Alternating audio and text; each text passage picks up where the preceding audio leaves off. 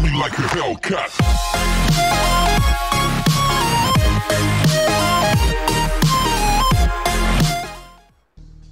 Okay, so I didn't realize how absolutely massive this actual patch was. Like, there was a lot. There was a kind of just general change to how armor and beam weapons interact with each other. So, like, say, let's go Zarya, and I'm reading this from a tiny phone screen, so I'm gonna have to adjust how my mic is so I can actually, like, get closer to it. Beam damage is now reduced by 20% when hitting armor rather than doing the minimal thing done by tick. So it makes it more consistent, and damage over time effects are no longer mitigated by armor.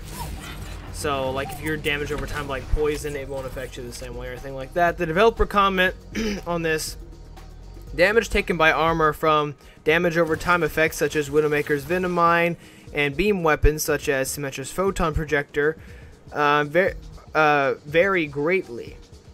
Now it will be more consistent and predictable. So yeah, it's just to make it to where beam weapons like this, like Winston, stuff like that, aren't so awkwardly affected by armor is basically what it's here for. The next thing is, another general thing is damage boost. Damage boost is now applied when a projectile is fired than when it hits the target, so there's not as much of a delay and it like can't just miss because the person dies or something. And that's basically previously the effect of damage boosting, or yeah, damage boosting. Damage boosting were only accounted for if the damage dealing hero was being boosted as they landed the hit. Now damage is applied to the projectile as it fires.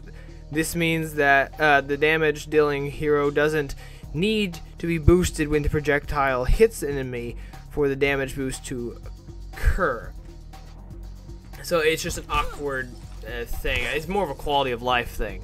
Next, knockback in general. There's not really a thing I can show in here. Knockback in general, the distances are, if I could see it, are now more consistent. Heroes that are flying now can be knocked back when slowed.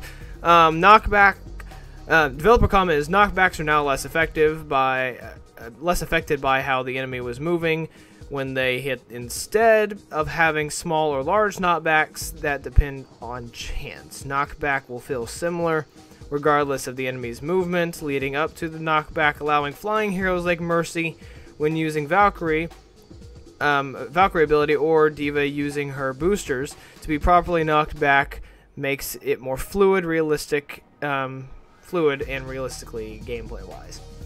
Some sounds are added. Sound was added whenever a hit is landed while you're damage boosted, or whenever you don't do damage at all, which is there for Baptiste, because his immortality thing gives a different sound effect to enemies whenever they actually hit people that aren't being damaged. Now up to the hero changes, so I'm going to go ahead and change along with this. Where are you? Ana, when she nano boosts, it now only increases her health to 250 rather than the original 300, I believe. Giving nano boosts an instant heal effect enables players to survive longer and made Ana's ultimate vulnerable. However, it needs to be slightly less effective for refilling large health pools, because it could take an almost dead tank to full health. So if I can just like you are almost dead. You're almost dead. I'm gonna try to get my ult up actually, so I can kind of show you. I mean, you won't really be able to see it because it's not, but it's the same instant health increase, but it's not up to 300. Now Doomfist has actually had a, because this is a nerf on it. Doomfist has had a pretty significant buff. Yeah, his rising uppercut cooldown is reduced from 7 to 6 seconds, and his seismic slam is reduced from 7 to 6 seconds. Developer comment is reducing the downtime of Doomfist abilities makes his gameplay feel more fluid. And it basically just makes it to where that you don't have downtime and you're not vulnerable as often. So it just makes his gameplay, and I think it makes his gameplay better, and I think that this might help him become more popular again with the disruption meta if Sombra comes back in. This will just make it more fluid, more consistent, I would say, but it's more or less just it's more often, so you don't just have like 7 seconds downtime. It's now 6 seconds downtime. Doesn't seem like that much, but it is. Next change is to Hanzo. Hanzo's sonic arrow radius is increased from 7 to 9 meter radius. Because of how dense some of the environments of some maps are, the sonic arrow can feel ineffective in some areas. Increasing the sonic arrow's detection radius should make it more effective. It's basically just because some of the geometry on some maps is a little crowded or a little spaced out, so placing a sonic arrow in a strategic location will not feel effective because you do not have it's just awkward with distances on some maps. So that increase, I think, is gonna really help him. I think it's a really good buff. Lucio, his sonic amplifier sound wave now counts towards offensive assists. So that's this. If you boop them and then they get killed, it counts as an offensive assist. Like whenever you're healing or speed boosting someone or damage boosting someone and they get a kill, you get an assist. So this will be an offensive assist. Developer comment, the knockback on Lucio's sound wave. This is also probably for the immortality field thing, because when you boop them out of it, they lose the immortality. Lucio's sound wave is a great tool for pushing enemies into situations that get them killed, so they should be rewarded for the offensive assist for doing so, which I'm not sure if I mentioned it on the channel before, but I really do agree with this. Next up, we get McCree, though. Yeah, that's just an overall buff to him. Next, we have McCree. Fan the Hammer. Oh my gosh, I forgot to change sensitivity. Fan the Hammer. It does less damage per shot, from 55 to 50, and Deadeye, the damage per second increase from 275 to 550 after locking onto a target for 2.5 seconds. This is massive, but I mean, for lower health targets, it doesn't really matter. His ultimate is weak. Some people say it's the worst ultimate in the game. No, it's not the worst ultimate in the game. It is just really weak at the moment. Also, there's glitched sound effects. Like, I don't hear like the elimination thing go off. After reducing armor's effectiveness for all heroes, Fan the Hammer doesn't need to deal quite as much damage. Increasing Deadeye's damage overall after being locked onto it, after being locked on for a bit, makes it more effective when attacking high health static targets like barriers and heroes with over 600 health. This will not impact how dangerous he is to heroes that have less than that much health, which I mean that's expected. If he's Yeah, I'm not even getting the hit ping. I think there's just a weird glitch going on. I'm not sure. I'm really not sure. Where you at? Yeah, see, I didn't even get that elimination ping. It's hand. See, it's not really that much of anything. At all. But next, let's get back to the base area and switch to next, because there's a lot of characters that got slight retooling. This is overall a kind of a neutral effect. It's really strong in his ultimate, but Fan the Hammer is a lot weaker. Okay, now Mei, her endothermic blaster, which is her primary fire, increases damage from 2.25 to 2.75, which means about from 45 to 55 damage per second, which is actually a lot. The developer comment basically says it makes it to where the freezing and then icicle combination is a lot stronger. Next is Ice Wall. The health is decreased from 500 to 400, and the comment on this is basically it takes away from the battle having to destroy it or wait for it to go away, so they made it easier to destroy in the heat of battle. Overall, that's kind of another neutral one, because I mean, attacking, she's stronger, but when defending, she's just a little weaker. But next, we gotta go to Moira. Moira's Biotic Grasp, heal over time duration increased from 3 to 4 seconds, so the little bit of healing you do over time after initially doing it lasts a little longer, lasts 4 seconds now rather than 3 seconds. And the total healing is increased from 50 to 65 because of that extra second. It's about 15 a second, I think. Something like that. These minor changes make Moira's passive healing effect on Biotic Grasp slightly more effective when topping off ally health, which, yeah, I agree with entirely. Which this is definitely a buff. But next we go to Orisa.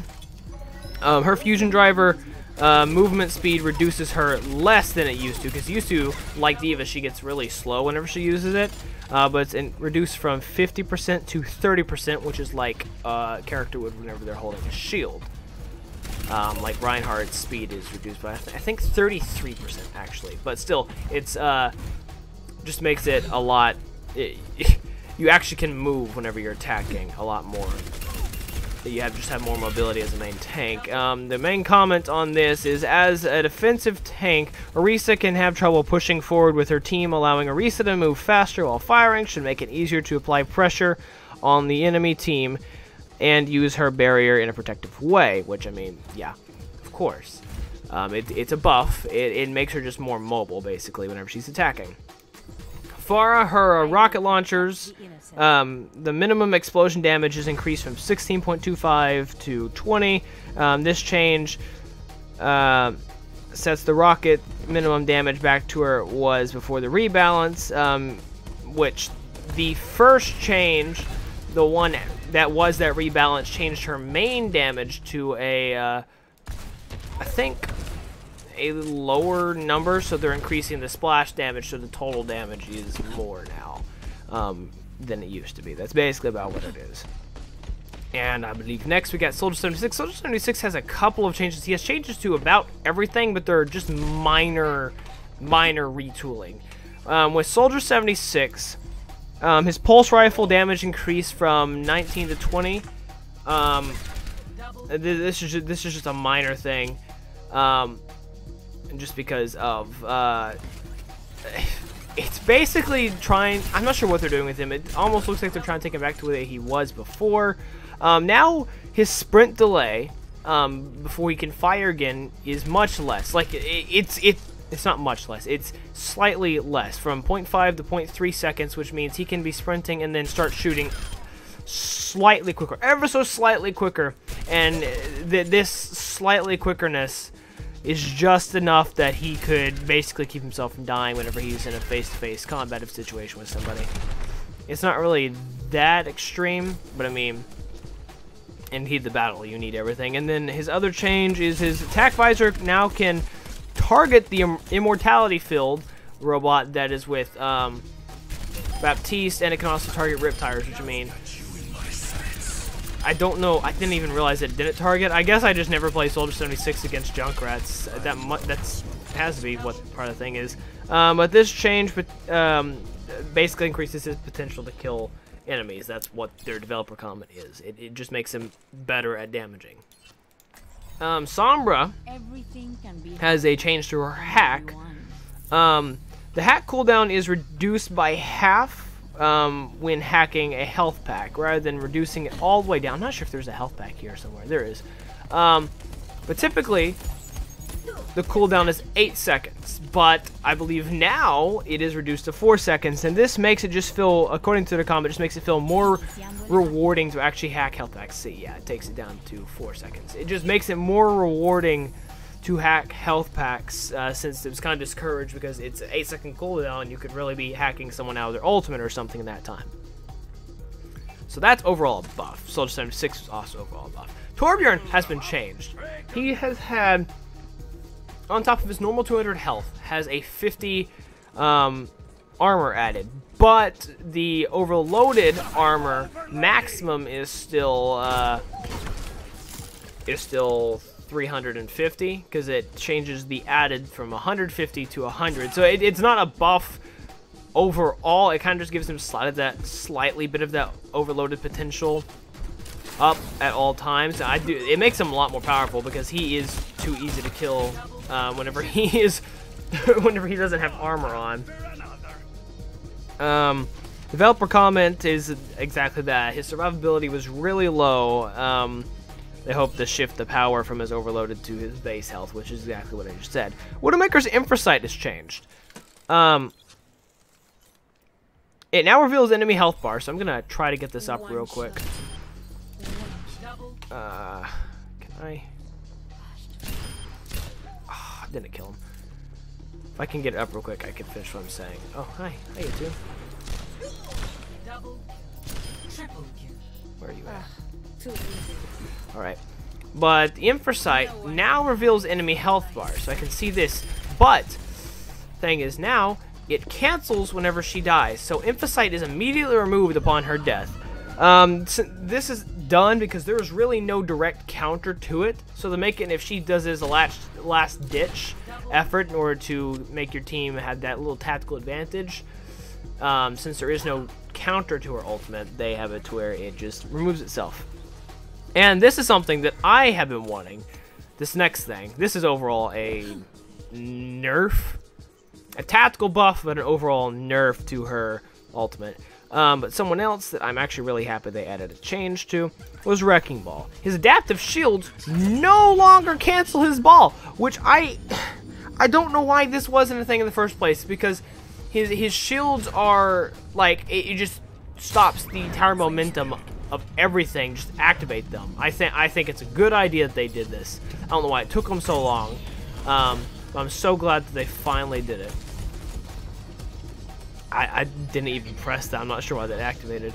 But yeah, this adaptive shields are a more powerful survival tool, since being forced out of ball mode left Wrecking Ball more susceptible to fire. They changed this.